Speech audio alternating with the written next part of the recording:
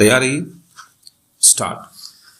2 दर्जन से अधिक MLP अपीलों के माध्यम से परक्राम्य लिखित संशोधन अधिनियम 2018 के द्वारा मूल अधिनियम 1881 में जोड़ी गई धारा 148 के नए प्रावधानों के उस उपबंध की वैधता को चुनौती दी गई थी, जिसके अंतर्गत प्रथम अपीलीय न्यायालय मुख्य मामले में विद्वान अतिरिक्त सत्र न्यायाधीश पंचकूला ने अपीलार्थी अभियुक्त को अनादरित चेक धनराशि का 25% धनराशि प्रति कर के रूप में भुगतान करने का निर्देश दिया था और इस मामले के साथ अन्य मामलों का भी निपटारा करते हुए पंजाब एवं हरियाणा उच्च न्यायालय ने सामान्य एवं आक्षेपित आदेश के द्वारा विचारण न्यायालय के आदेश निर्देश की पुष्टि करते हुए पुनरीक्षण निरस्त कर दिया है। विराम। इस मामले में प्रस्तुत सभी मामलों में दिनांक 2/8/2018 के पूर्व चेक अनादरण हेतु परक्राम्य लिखित अधिनियम 1881 की धारा 138 के अंतर्गत दांडिक कार्यवाही प्रारंभ की गई थी। विराम।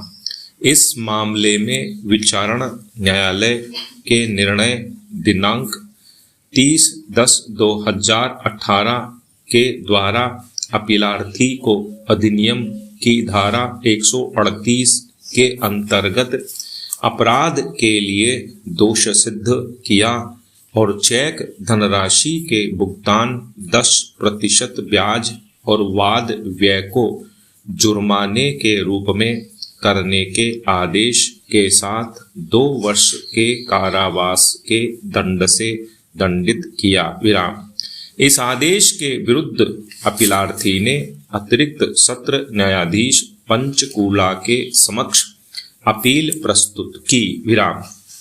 विद्वान सत्र न्यायाधीश ने परक्राम्य लिखित संशोधन अधिनियम 2018 के द्वारा मूल अधिनियम में जोड़ी गई धारा 148 के प्रावधान जो 1 सितंबर 2019 से पूरे देश में प्रवृत्त हैं पर विचार करते हुए विचारण न्यायालय द्वारा आदेशित जुर्माने की धनराशि का 25% जमा करने का निर्देश देते हुए अपीलार्थी की अपील दंड प्रक्रिया संहिता की धारा 389 के अंतर्गत को स्वीकार किया और दंडादेश को निलंबित करते हुए जमानत जैसा कि पृथक आवेदन द्वारा याचना की गई थी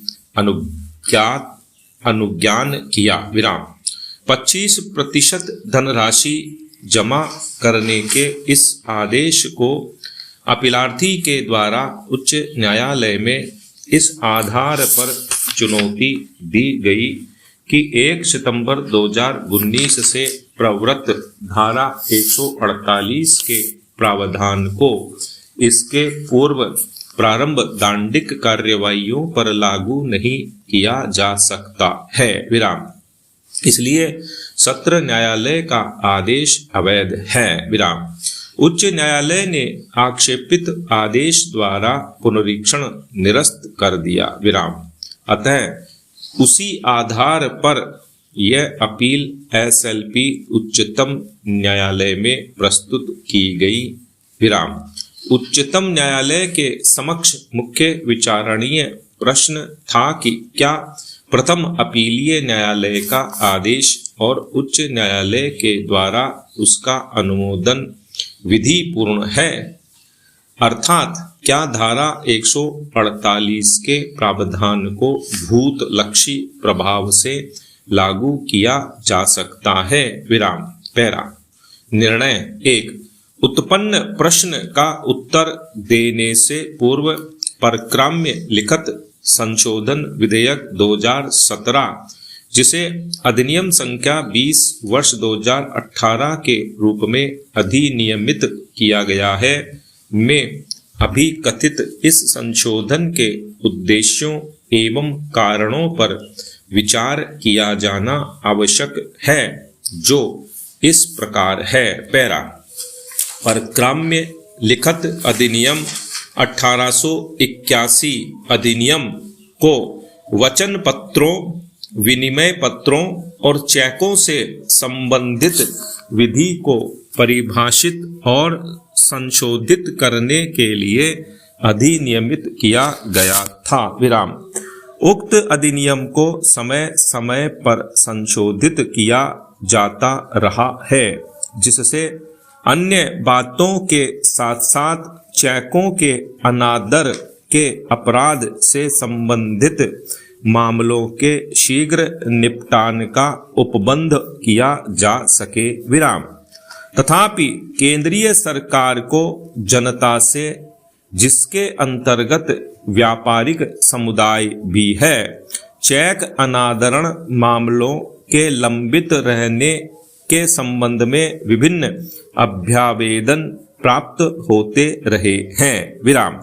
इसके कारण अपीलें फाइल करने और कार्रवाइयों पर रोक आदेश प्राप्त करने में सरलता के कारण अनादरित चेकों के बेईमान लेखी वालों के विलंबकारी दांव पेच हैं। विराम।